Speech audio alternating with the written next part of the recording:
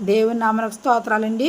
ఈ వాక్యం వినుచున్న మీ అందరినీ దేవుడు అత్యధికంగా దీవించి ఆశీర్వదించును గాక. ఆదికాండము 5వ అధ్యాయం చదువుకుందామండి. ఆదాము వంశావళి గ్రంథము ఇదే. దేవుడు ఆదామును సృజించిన దినమున దేవుని పోలికగా అతని చేసెను. మగవానిగాను ఆడదానిగాను వారిని సృజించి, వారు సృజింపబడిన దినమున వారిని ఆశీర్వదించి వారికి నరులని పేరు పెట్టెను. ఆదాము 130 ఏండ్లు బ్రతికి తన పోలికగా తన స్వరూపమున కుమారుని కని అతనికి షేతు అను పేరు పెట్టెను. షేతును కనిన తరువాత ఆదాము బ్రతికిన దినములు 800 ఏండ్లు. అతడు కుమారులను కుమార్తెలను కనెను. ఆదాము బ్రతికిన దినములన్నీ 930 ఏండ్లు. అప్పుడు అతడు మృతి పొందెను. షేతు 105 ఏండ్లు బ్రతికి ఏనోషును కనెను. ఏనోషును కనిన తరువాత షేతు 807 ఏండ్లు బ్రతికి కుమారులను కుమార్తెలను కనెను. షేతు బ్రతికిన దినములన్నీ 912 ఏళ్ళు. అప్పుడు అతను మృతి పొందెను. ఏనోషు 9 సంవత్సరములు బ్రతికి కేయనానును కనెను. కేయనానును కనిన తరువాత ఏనోషు 815 ఏండ్లు బ్రతికి కుమారులను కుమార్తెలను కనెను. ఏనోషు దినములన్నీ 905 ఏండ్లు. అప్పుడు అతడు మృతి పొందెను. కేయనాను 70 ఏండ్లు బ్రతికి మహాలలేలును కనెను. మహాలలేలును కనిన తరువాత కేయనాను 840 ఏండ్లు బ్రతికి కుమారులను కుమార్తెలను కనెను.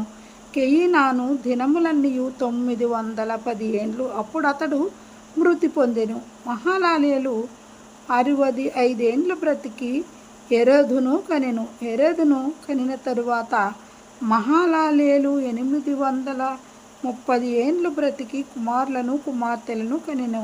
మహాలలేలు దినములన్నీ 895 ఏండ్లు. అప్పుడు అతడు మృతి పొందెను.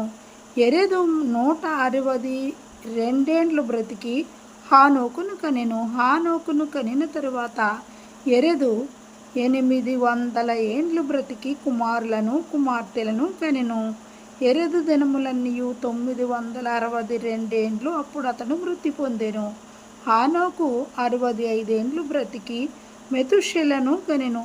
హానోకు మెతుషెలను కనిన తరువాత 300 ఏండ్లు దేవునితో నడుచుచు కుమారులను కుమార్తెలను కనెను. హానోకు దినములన్నీ 365 ఏండ్లు. హానోకు దేవునితో నడిచిన తరువాత దేవుడు అతని తీసుకొని పోయెను గనుక అతడు లేకపోయెను. మెతుషెల 107 ఏండ్ల బ్రతికి లెమెకును కనెను. మెతుషెల లెమెకును కనిన తరువాత 782 ఏండ్లు బ్రతికి కుమారులను కుమార్తెలను కనెను. మెతుషెల దినములన్నీ 965 ఏండ్లు. అప్పుడు అతడు మృతి పొందెను. లెమెకు 182 ఏండ్లు బ్రతికి ఒక కుమారుని కని భూమిని యెహోవా శపించినందువలన కలిగిన మన చేతుల కష్టము విషయములోను మన పని విషయములోను ఇతడు మనకు నెమ్మది కలుగుచేయుననుకుని అతనికి నోవాహు అని పేరు పెట్టెను.